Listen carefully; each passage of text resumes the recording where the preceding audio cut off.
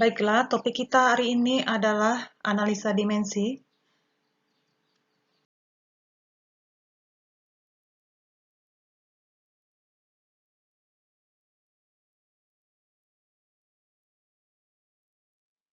Tujuan pembelajaran ada 3, yaitu mengetahui dimensi besaran pokok, menentukan dimensi besaran turunan, dan menggunakan analisa dimensi untuk membuktikan kebenaran rumus Einstein.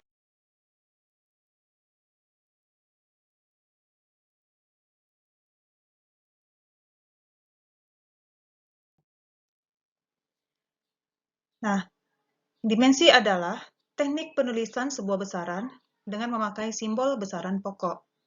Dengan membuat dimensinya, kita dapat mengetahui bagaimana sebuah besaran tersusun atas besaran pokok. Dimensi dari besaran pokok, misalnya panjang, massa, dan lain-lain, bisa dilihat pada tabel. Untuk panjang, dimensinya adalah L, massa M, waktu adalah T, dan seterusnya. Dalam penulisan dimensi, kita menggunakan huruf kapital, dan huruf tersebut berada dalam kurung kurawal tegak.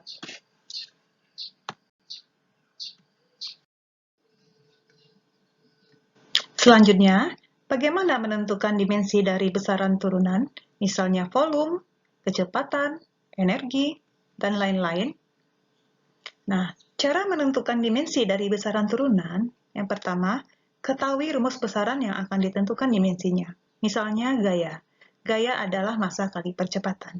Yang kedua, ubah setiap besaran pada rumus menjadi besaran pokok. Misalnya tadi gaya sama dengan massa kali percepatan. Massa sudah berbentuk besaran pokok. Percepatan masih berbentuk besaran turunan, sehingga kita sederhanakan lagi, percepatan adalah kecepatan dibagi waktu. Kecepatan masih berbentuk turunan juga, kita sederhanakan, kecepatan sama dengan jarak bagi waktu. Sehingga percepatan sama dengan jarak bagi waktu. Jarak dan waktu ini sudah berbentuk besaran pokok. Setelah itu, tulis dari dimensi besaran-besaran tersebut. Sebagai contoh, kita lihat dimensi dari luas. Luas adalah panjang kali lebar. Panjang mempunyai dimensi L. Lebar itu dimensinya sama dengan panjang, yaitu L. Sehingga luas sama dengan L kali L, sama dengan L pangkat 2. Yang kedua, volume.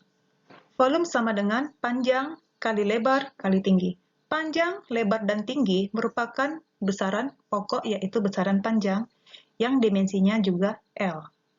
Sehingga volume dimensinya adalah L kali L kali L.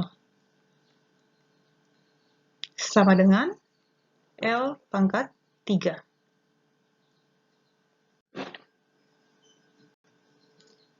Kita lihat lagi contoh yang lain dari besaran turunan.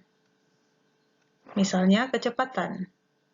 Kecepatan adalah jarak dibagi waktu.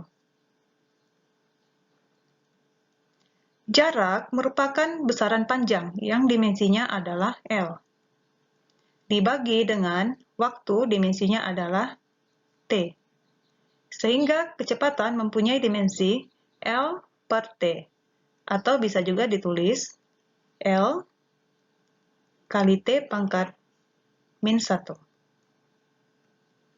Yang terakhir, kita coba menentukan dimensi dari energi kinetik. Kamu masih ingat nggak rumus energi kinetik? Ya, energi kinetik sama dengan setengah dikali massa dikali kecepatan kuadrat. Nah, untuk menentukan dimensinya, setengah ini kamu abaikan, kamu hanya cukup perhatikan besaran-besarannya saja, yaitu massa kali kecepatan pangkat 2. Massa merupakan besaran pokok yang dimensinya adalah M.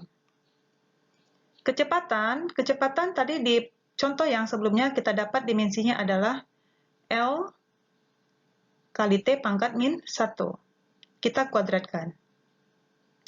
Atau kita tulis seperti ini ya, L per T kuadrat, bisa juga. Sehingga kalau kita sederhanakan ini menjadi M kali L kuadrat per T kuadrat, per T kuadrat. Atau bisa ditulis M L kuadrat kali T pangkat min 2. Nah, ini contoh dari dimensi turunan. Apa saja manfaat dari analisa dimensi? Yang pertama, untuk mengubah satu sistem satuan ke satuan yang lain. Yang kedua, untuk mengembangkan sebuah persamaan fisika.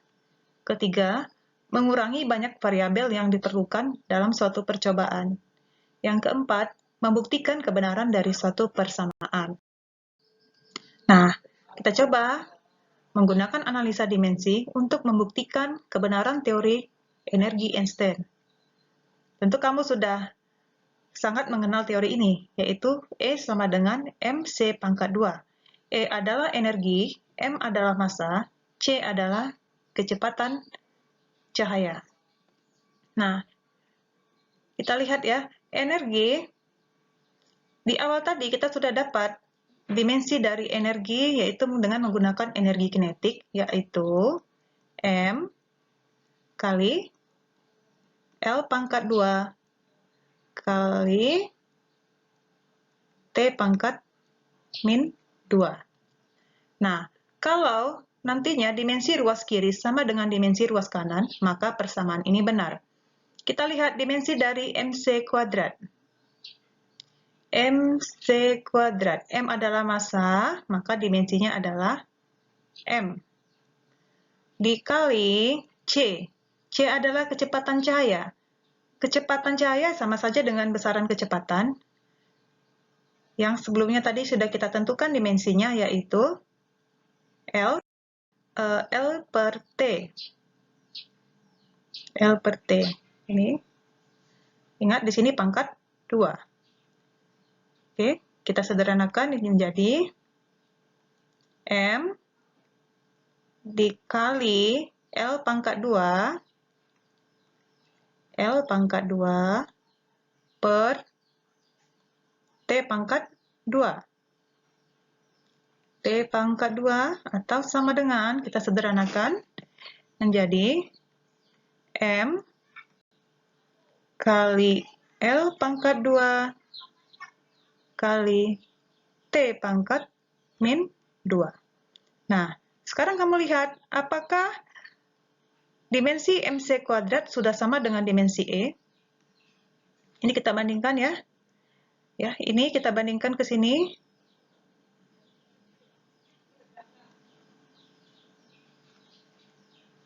Ya, wah, sama nggak? Ternyata sama.